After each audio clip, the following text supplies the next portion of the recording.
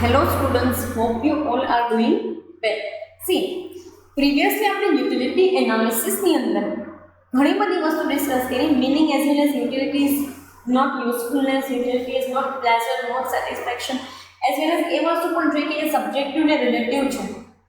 Features જોઈ લીધા કે કયા કયા ફીચર્સ એ યુટિલિટી જે છે કેરી કરે છે. તો એ તમામ વસ્તુ કે જે ક્વોલિટેટિવ કોઈ મેનરની અંદર હોવી જોઈએ આપણે જોઈએ.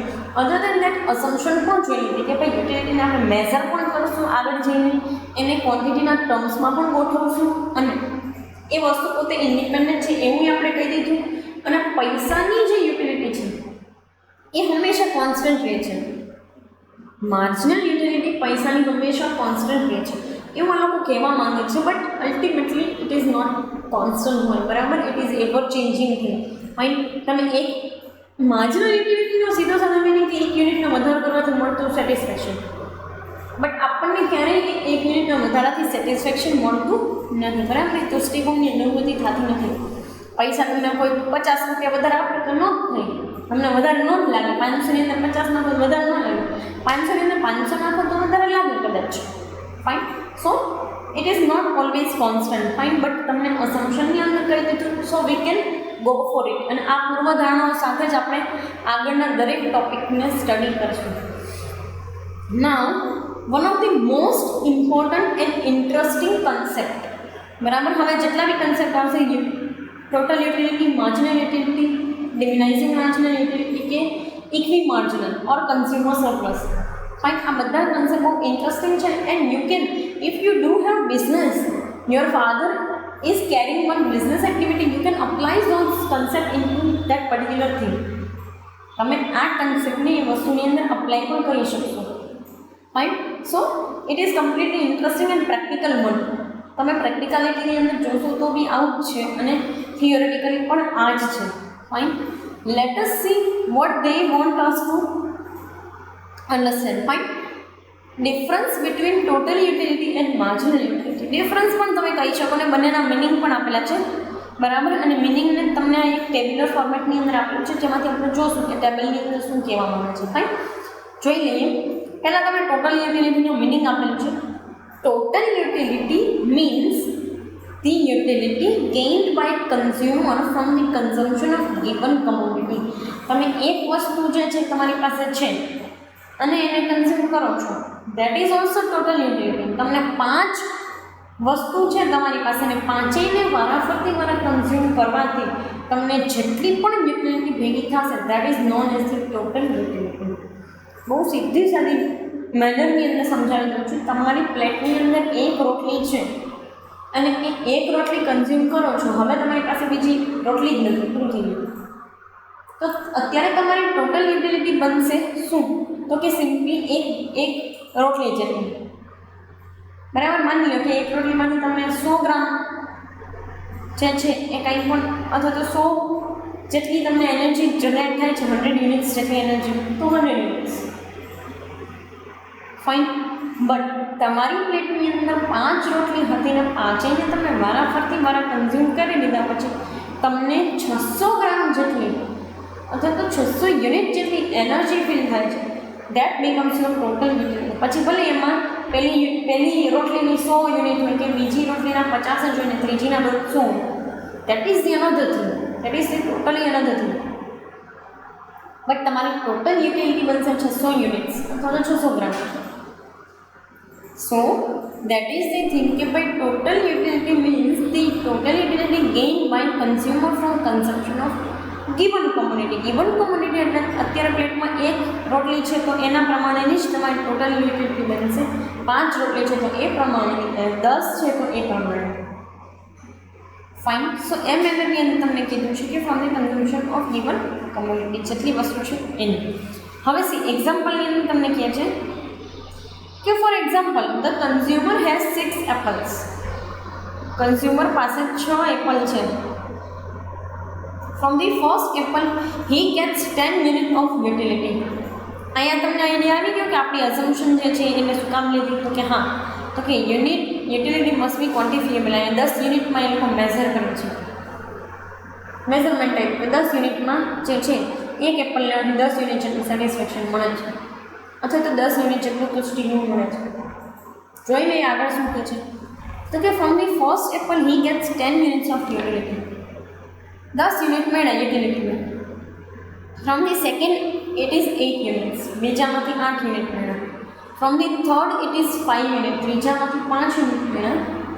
From the fourth it is 3 units, ચોથામાંથી તમને 3 યુનિટ્સ મળ્યા. અને from the fifth it is 2 units and from the sixth it is 1 unit. Total utility will be 10 plus 8 plus 5 plus 3 plus 2 plus 1 is equal to 29 units after consuming 6 apples. 6 Apple તમે ખાઈ જાઓ છો પછી તમને 29 units જેટલું જે છે એ utility મળે છે, અથવા તો વી કેન સે કે સેટિસ્ફેક્શન મળે છે. હવે આ જે છે ને એ પર્ટિક્યુલર સિંગ્યુલર યુટિલિટી અથવા તો સિંગલ યુટિલિટી છે. બટ આ 29 જે છે ને એ તમારો હોલ કન્સેપ્ટ છે, એટલે કે ટોટલ યુટિલિટીનો concept. So whenever you been asking કે ટોટલ યુટિલિટી કોને કહેવાય, તો કે આ 29 યુનિટ 29 યુનિટ્સ છે. તો આને શું કહેવાય મેડમ, તો કે એને ઇન્ડિવિજ્યુઅલ એપલની યુટિલિટી કહેવાય.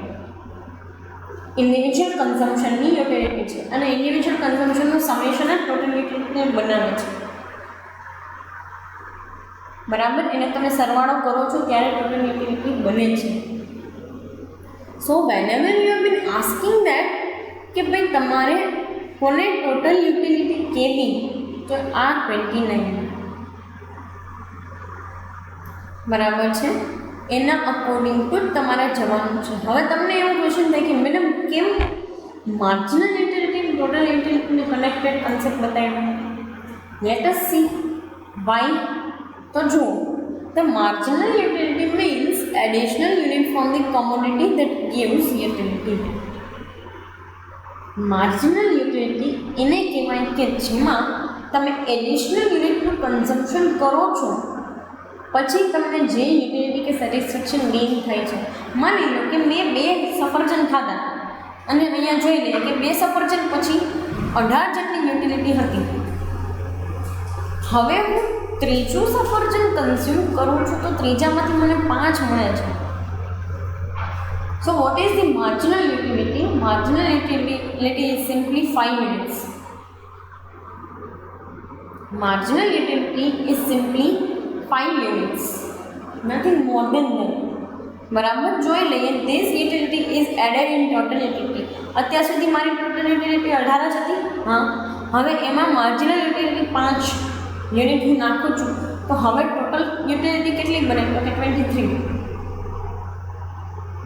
બરાબર, આ 18ની અંદર અહીંયા સ્ક્રીન પર તમે તમારું ધ્યાન રાખજો. 18 10 પ્લસ 8, 18ની અંદર 5 નાખો છો તો તમારી યુટિલિટી બની જશે 23, જેમાં માર્જિનલ યુટિલિટી 5 છે. બરાબર, તો ટોટલ યુટિલિટી હવે બની છે 23. બરાબર, this utility is added in 23. This is not the correct way because marginal utility always diminishes after the consumption of commodities one after one. See, આ વસ્તુ દરેક વખતે સાચી નથી હોતી કે એડિશનલ યુનિટને આપણે એડ કરી દઈએ. બરાબર, એડિશનલ યુનિટને આપણે એડ કરી દઈએ બસ એ બે સાચો નથી. કારણ કે દરેક વખતે તમે જુઓ, અહીંયા પણ જુઓ, દરેક વખતે after consuming excessive unit utility is decreasing and total utility is also decreasing. C, અહીંયા 10 પ્લસ 8, 10 કરતાં 8 ઓછું, એક કન્ઝમ્પશન વધારે કેમ કે આપણી યુટિલિટી ઘટી ગઈ, પેટ ભરાઈ જાય ને. 2 પોર્શન ખાય તો પેટ ભરાઈ જાય, 6 ખાય તો પૂરું થઈ જાય, ફૂલ આખું પેટ ફૂલ થઈ જાય, ભરાઈ જાય. તો 10 પ્લસ 8, પણ 8 10 કરતાં ઓછા છે. 8 પ્લસ 5, 5 8 કરતાં ઓછા છે. 5 પ્લસ 3, તો 3 5 કરતાં ઓછા છે. અને 3 પ્લસ 2, 2 3 કરતાં ઓછા છે. 2 પ્લસ 1, 1 2 કરતાં ઓછા છે. યસ, તો કહેવા એ લોકો એવું માંગે છે કે આપણે એડ કરવા કરતાં છે ને આમાંથી આ વસ્તુને માઇનસ કરીએ તો આપણને મળી જાય. તો કે હા, 10માંથી 8 બાદ કર્યા તો 2 જેટલી જે છે એ યુટિલિટી આની શું છે, ઓછી થઈ. આમાંથી આ બાદ કરો તો 3 જેટલી ઓછી, આમાંથી આ બાદ કરો તો 2 જેટલી ઓછી, આમાંથી આ બાદ કરો તો 1 જેટલી ઓછી, અને આમાંથી આ બાદ કરો તો 1 જેટલી ઓછી. Fine. So total utility is minus in out. અને ત્યારે તમને એક વસ્તુની માર્જિનલ યુટિલિટી મળે કે વધારાની યુટિલિટી કેટલી છે. Fine. See, this is not the correct way because marginal utility always diminishing. આ દરેક જગ્યાએ તમે જો ડિમિનાઇઝ થાય છે, અને માર્જિનલ યુટિલિટી જો તો ડિમિનાઇઝ થાય છે. કેવી રીતે? 10 માંથી 8, 2, 5 માંથી 8 માંથી 5, 3, 5 માંથી 3, 2, અહીંયા 1, અહીંયા 1. તો એક લેવલ પછી માર્જિનલ યુટિલિટી પણ ડિમિનાઇઝ થઈ જાય. પહેલાં 2 યુનિટનો ડિફરન્સ હતો, તો હવે 1 જ યુનિટનો ડિફરન્સ આવે, અને પહેલાં 3નો આવે, પછી 2નો થઈ ગયો, પછી 1નો થઈ ગયો. તો સિમ્પલેસ્ટ મેનરની અંદર શું છે તો કે this is the only the thing particularly in a way of diminishing marginal utility, and in that case that will have an effect over the total utility.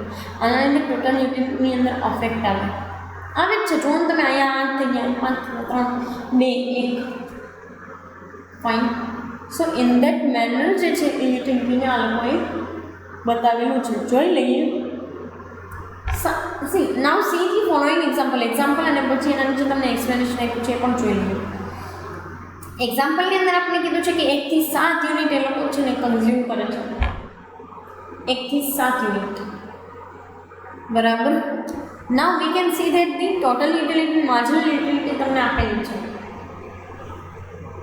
1 unit consume કરે છે ત્યારે 12ની ટોટલ યુટિલિટી છે, 2 કરે ત્યારે 22ની, 3 તો 30ની, 4 તો 35ની, 5 તો 37ની, 6 તો 37ની, અને 7 તો 36ની. બરાબર. તમને ટોટલ યુટિલિટીનો ડેટા આપી દીધો કે પહેલા યુનિટથી લઈ અને 7 યુનિટ સુધી જે છે એ 36 જેટલી તમારી યુટિલિટી વધે છે. પણ એક વસ્તુ તમે જો, અહીંયા છે સીધો 10નો વધારો છે, તો અહીંયા 8નો છે, અહીંયા 5નો, અહીંયા ખાલી 2નો છે, અહીંયા કાંઈ નહીં, અને અહીંયા 1નો ઘટાડો. Now you can get the marginal utility. Yes, 22માંથી 12 બાદ, પહેલાં 12 યુનિટ, 22માંથી 12 બાદ કરો તો ઘટી જતી માર્જિનલ યુટિલિટી દરેક વખતે તમને અલગ અલગ મળે છે.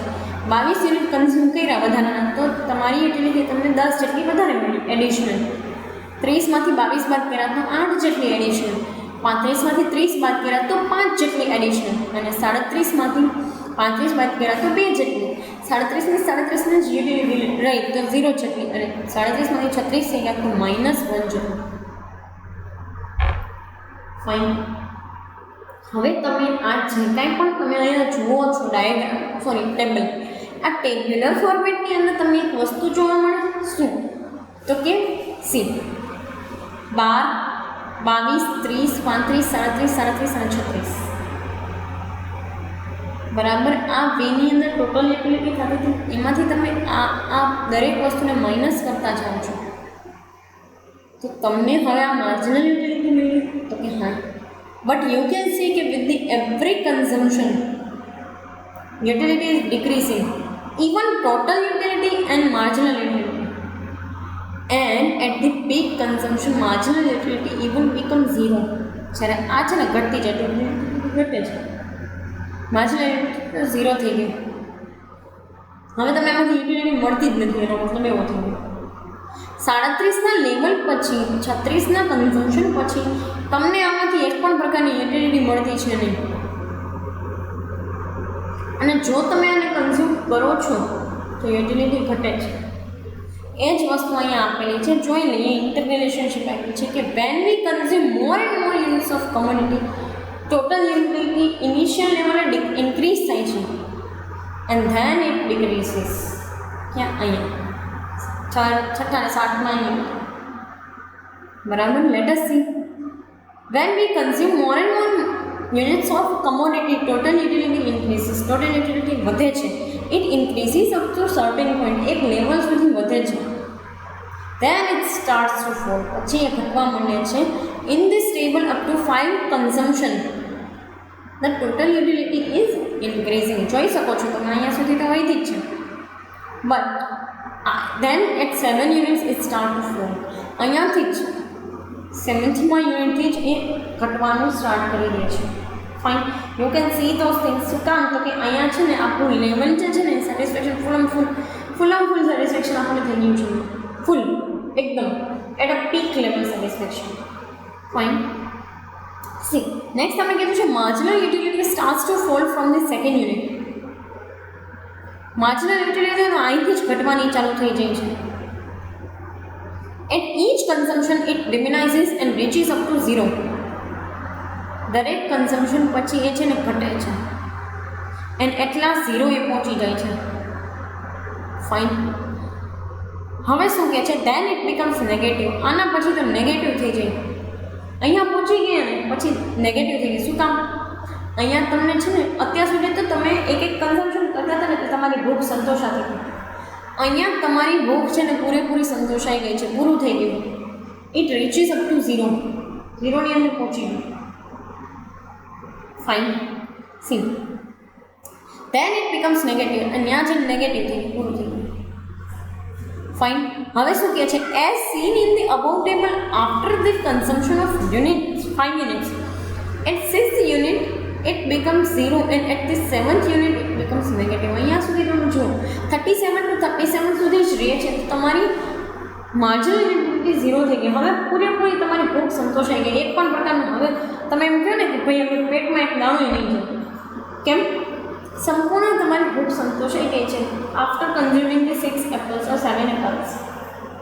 ફાઇન. તો હવે માઇનસની અંદર જતી રહેશે. હવે તમે ખાઓ છો ને એટલે તમને એક પણ પ્રકારનું સેટિસ્ફેક્શન જનરેટ થતું નથી. ફાઇન. તો સિમ્પલી એની અંદર તમે જોવા જાઓ તો ટોટલ યુટિલિટી ડિક્રીઝિંગ મેનરની અંદર છે અને માર્જિનલ એકદમ નેગેટિવ થઈ જાય છે. ફાઇન. સી અહીંયા લાસ્ટ પોઈન્ટની અંદર તમને કીધું છે total utility remains highest when the marginal utility is 0. હા, એ વસ્તુ છે કે ટોટલ યુટિલિટી તમારા હાઈએસ્ટ હોય પછી ત્યાંથી ફોલિંગ પાર્ટ ઉપર ટોટલ યુટિલિટી પર જવાનું ટ્રાય કરે. કેમ કે અહીંયા તમને 0 યુટિલિટી થઈ ગઈ છે માર્જિનલ. એડિશનલ સેટિસ્ફેક્શન હવે મળતું બંધ થઈ ગયું છે.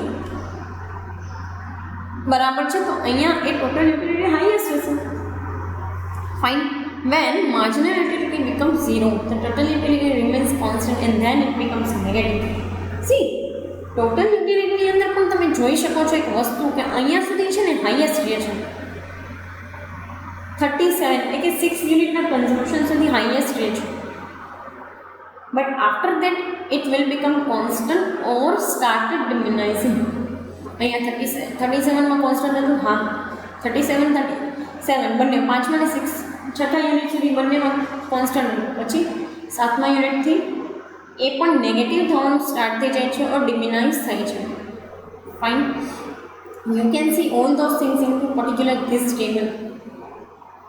આ સેશનની અંદર આપણે કઈ કઈ વસ્તુ જોઈ તો કે માર્જિનલ યુટિલિટી અને ટોટલ યુટિલિટી કેવી રીતે વર્કઆઉટ કરે છે.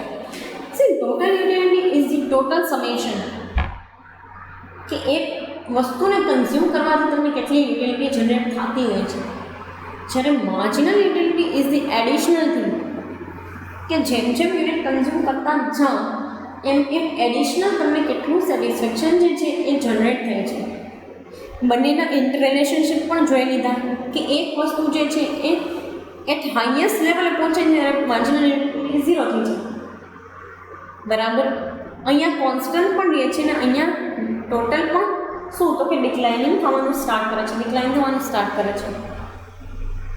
And then marginal utility becomes negative. બરાબર. એ વસ્તુ નેગેટિવ થઈ જાય છે. Fine. This is the hall your concept of total and marginal utility. If તમને પૂછાય છે એક્ઝામિનેશનની અંદર you can write all this things. બરાબર. અને હા, એક વસ્તુ છે કે તમારે એક્ઝામ્પલને સ્પેસિફાઈ કરવું બહુ જરૂરી છે. Otherwise you will not be able to explain your concept. Fine. So એ વસ્તુ માઇન્ડમાં રાખવાની.